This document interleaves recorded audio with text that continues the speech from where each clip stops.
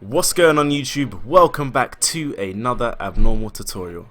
Now in today's video I'm going to be showing you guys how you can learn your first handstand.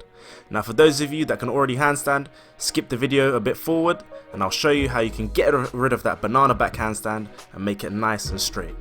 So without further ado, let's begin.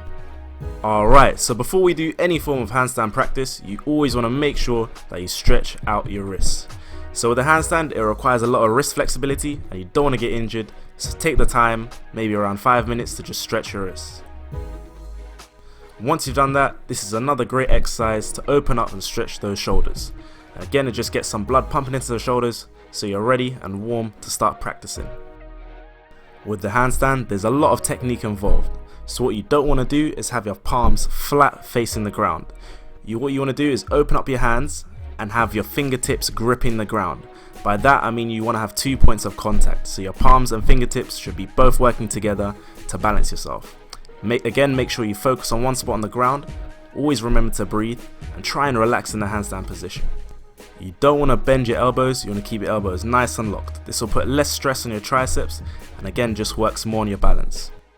Another mistake people tend to make when practicing the handstand is that they just kick up randomly. They don't have a fixed starting position. What you want to do is again open up your hands, make sure that you're gripping with the right technique and have a sprinter's start. By that I mean putting one leg forward and you're just going to kick off with the other leg. I find that this is the best way to start off learning it, and again obviously over time you'll be able to kick up in many different positions. You also want to learn how to bail, so by bailing I mean learning how to flop in the handstand, because obviously as a beginner you tend to fall over a lot. So there's two different types of bails. You can either twist out to the side or do a roly-poly.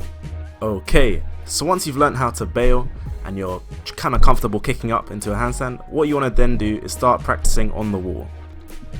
Try not to kick up too aggressively, otherwise you'll just fall back against the wall. Once you're comfortable with the wall stand, so you can hold it for around 10-15 seconds, try to lift off one leg off the wall and just repeat. Again, you can do the wall handstand facing the wall. This requires a lot more balance and core strength, but give it a go on both ways, just so you can know and understand what it feels like to be in a handstand.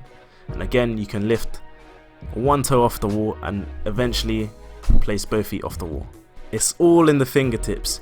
If you notice that you're falling forwards, try and put more pressure on your fingertips. This will force you to come backwards. And again, vice versa, if you feel yourself falling backwards, tilt your palms or put more pressure on your palms and you should come back to the original position. And now on to straightening your handstand. I'm using my friend Shaq here as an example. As you can see, he's got a curved handstand, his banana back handstand. So I'm going to give him a few pointers and show him some shoulder mobility exercises to really try and straighten up and have that nice, good looking, aesthetically pleasing to the eye handstand. So these are just a couple of shoulder mobility exercises you can do. Again, this is going to stretch out your lats and open up those shoulders. You want to take time with these stretches, really focus on the quality of each rep and always remember to breathe. In order to be nice and aligned, you've got to tilt your pelvis backwards and push your arms back. So in the handstand position, you want to have a posterior pelvic tilt.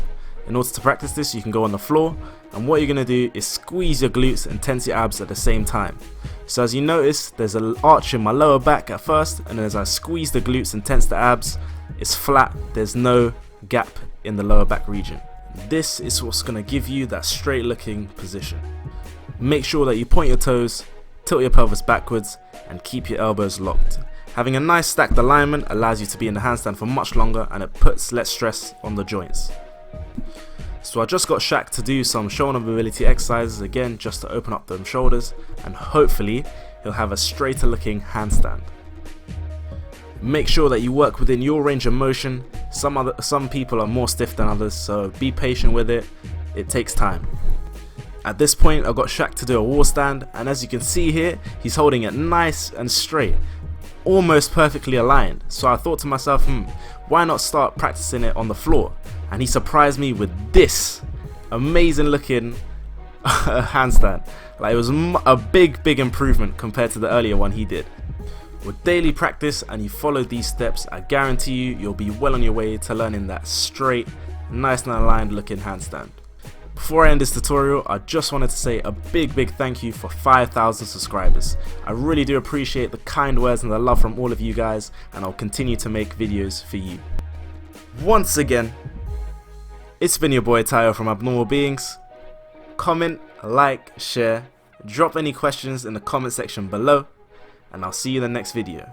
Peace.